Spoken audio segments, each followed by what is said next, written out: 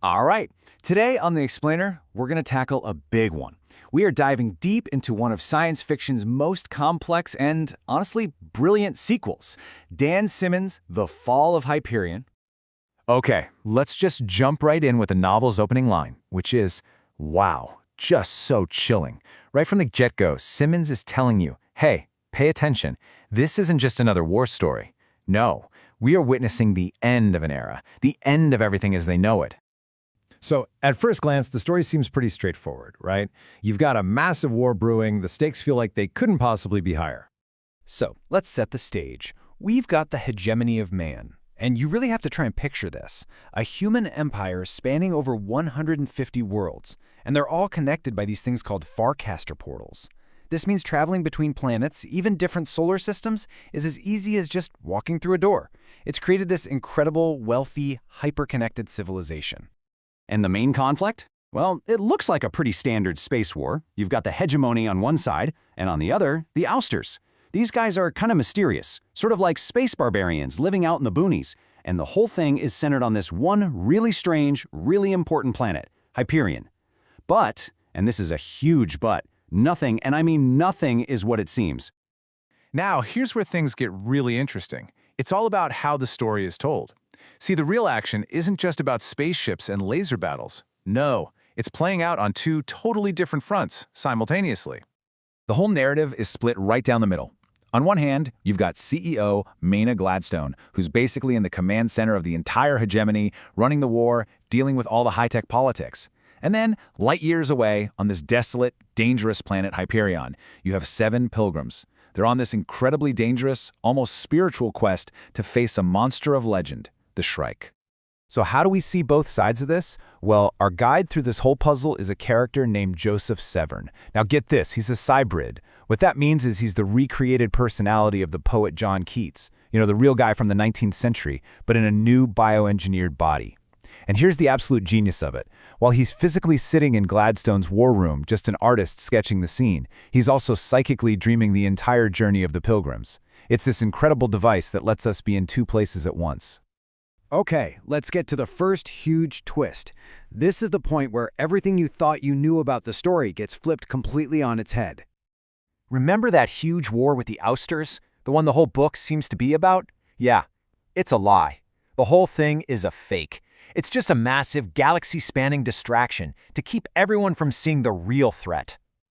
So the real enemy of the hegemony? It's not the ousters at all. It's the Technocore. Think about that. It's the sentient network of AIs that gave humanity this amazing Farcaster technology, this whole paradise, and they've been secretly in control the entire time. They're the ones pulling every single string. And what's their plan? It is absolutely terrifying. The war is just a smokescreen, right? Their real goal is to enslave humanity, but they're not going to just wipe us out. Oh no, it's much worse. They want to turn our brains, human brains, into a massive, organic computing network. Just unbelievable. But wait, it gets even deeper. Just when you think you finally figured out the big conspiracy, nope, Simmons peels back another layer, and suddenly the conflict isn't just about humans and AIs. It's something cosmic, something on a scale that's almost impossible to wrap your head around. It turns out this whole Technocore scheme is really just one tiny battle in a much, much bigger war. A war between 2 godlike beings, these ultimate intelligences. On one side, you have the Core's God, a being of pure logic, order, and control. And on the other, you have humanity's potential God, a new kind of being, one that embodies empathy, chaos, and that messy little thing called free will. Yeah, this quote really nails it. We're not talking about a war for planets or resources anymore. This is a war for the very future of consciousness, a battle that's being fought across galaxies and across eons, all of time and space. And that right there, that's why Hyperion and those 7 pilgrims are so unbelievably important. They are the Hyperion variable. In this giant cosmic chess game between gods, their unpredictable human choices, their love, their faith, their sacrifices, that's the one wild card. They're the one thing neither side can calculate, and whatever they do, it's going to decide everything. Okay, so all of this brings us to the climax. And it all comes down to CEO Gladstone, faced with a choice so big it's going to determine the fate of the entire human race. Gladstone finally understands the horrifying truth. The Farcaster network, the very thing that made the hegemony great, is actually the trap. So her choice is just impossible. She can let the AIs take over peacefully, which means total enslavement for humanity, or she can fight back. But the only way to fight back is to destroy the very technology that holds her entire civilization together. And she chooses to fight. And that is the real meaning of the title, The Fall of Hyperion. It's not about the planet falling. It's about the fall of the web, the deliberate, sacrificial destruction of their entire interstellar network. It's like cutting off your own arm to save your life. Think about this. For more than 700 years, that Farcaster web was everything. It's what united humanity. And then, in a single moment, with one single order, it's all gone.